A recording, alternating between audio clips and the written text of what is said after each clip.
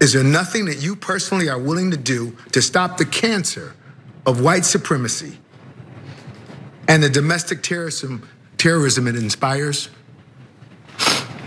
Because if there is nothing, then respectfully, senators, you should yield your positions of authority and influence to others that are willing to lead on this issue.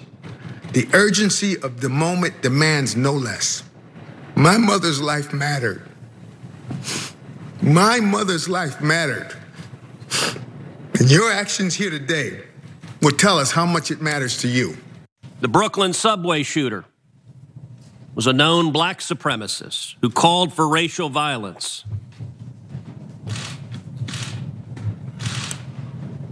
The Waukesha attacker who murdered 6 people driving an SUV into a Christmas parade was a viciously left-wing black nationalist bigot.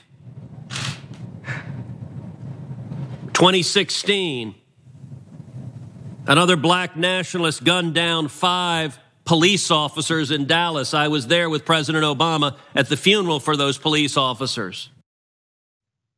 Ted Cruz's response to the family of these victims: F you, black folks are worse, despite the numbers and the white terror that's been unleashed upon our country. And it has been shown out in the numbers of those attacks.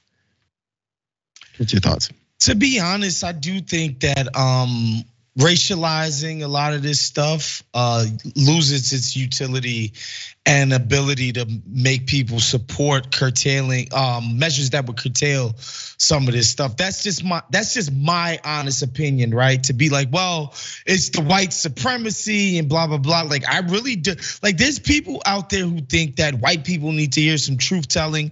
That may or may not be true, but if you want something to get done, I'm not convinced that racializing these problems is what's gonna get it done. Like, I think that young man who committed that act of atrocity out in Buffalo, I think he had problems that ran a lot deeper than whatever he may or may not thought about black people. And I think if we more universalized these problems and didn't characterize them as race issues, I think we could get a lot further. Because again, you got race hucksters like Chuck Cruz who can come out and say, well, black people got the same problem, right? Once you racialize it, you open the attack, the argument up to this type of chicanery that you see from a clown like Ted Cruz. So I actually wish we wouldn't racialize this stuff and make the message a little bit more universally appealing, because that's how we would get more stuff done. But what does that look like? Because you said the clown Ted Cruz saying all that stuff, right? Which would make me think you don't agree with him, right? No, I don't agree with him. Right. But my thing is, like, when people hear the message like, white people, you gotta fix white people, that's a non-starter. Like, that's just a message of, you're trying to convince people that them and people like them are defective, and then you're gonna tell them like, yo, you should roll with me. It does, like, that doesn't make sense just rhetorically as a tactic to win people onto your side. Like, this is clearly messed up, awful. We need to figure out a way to fix it. This guy had a lot of problems, and we need to figure out how we're managing and organizing our society, that we're producing these kinds of people. To be like, white people get better in a country that's 65% white, and it's a democracy, and it's a majority rule, and to be like, white people, you're sick and disgusting, come roll with me. Like, I don't see how that's supposed to work. Or if you put the kinds of white folks that do things like this, because then that in a way is lumping all white folks as being these racists, exactly. Right? No, but so if we're saying that, hey, roll with me, it's because maybe you should identify what is that's happening. Maybe people don't know that a Payton Gendron exists, and there's a million others like it. So I don't think it's being racialized by people like Whitfield, who lost his mom. It was racialized by the guy who put the N-word on the barrel of his gun and said, I'm gonna kill black people. Nobody brought up black folks until he brought up black folks and started murdering them. And for us to ignore it, I think allows them to kind of fly under the covers and be like, oh yeah, that's right. No one's really talking about this because it's not really a problem. Republicans are saying it's not a problem, that it's not a black person thing, it's not a white person thing. That's what Ted Cruz is saying.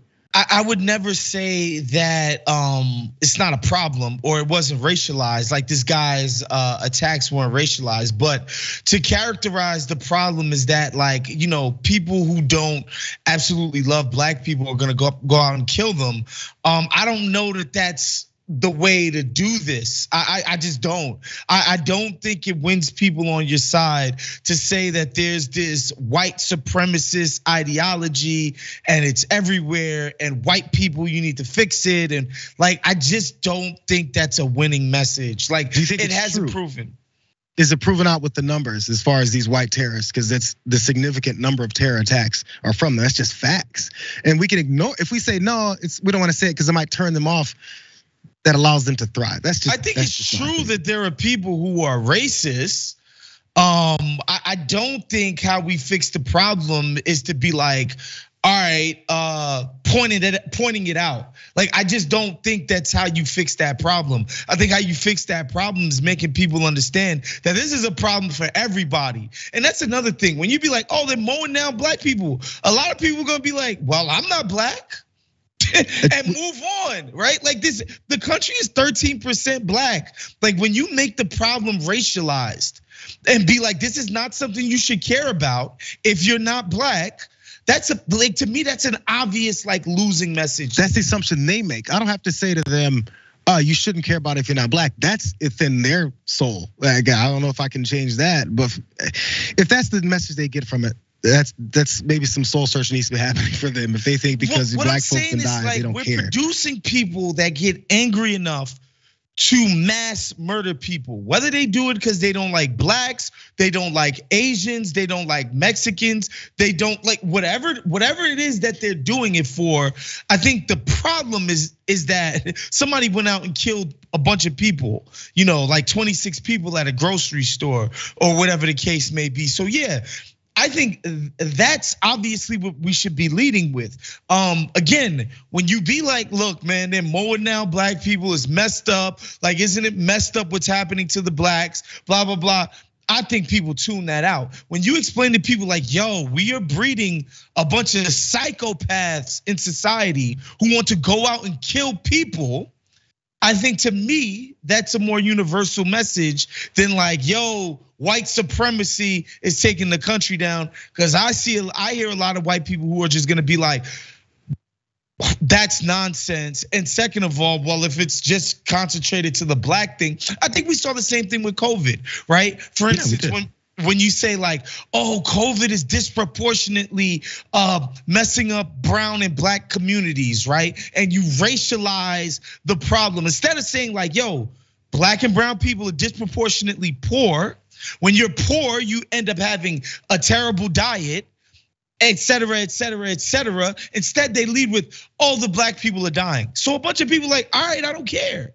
Instead of explaining like, yo, there's a way that living without means makes it so that your lifestyle makes you more susceptible to this disease. Right. They go with black and brown people. But does that help? It's just like, I'm turning that off. I promise, it's my last thought because I'm gonna skip 2 stories today, but I just wanna get one more thought on that part because of the COVID thing. And so people on everyday normal conversations talk about food deserts and the plight of folks in communities that have been stripped of any kind of prosperity and opportunity. And it does lead to those things. That happens before COVID, that happens after COVID. Those conversations are had. And the people that we're looking to appeal to, they don't listen to those conversations. They go, whatever, I don't live in the hood. So they don't care. And so I get it. Maybe that's not, maybe he's saying, hey, all these black folks and brown folks are dying and they don't care about that, but they also definitely damn sure don't care about what got us there. That's why they say things like Chicago, New York.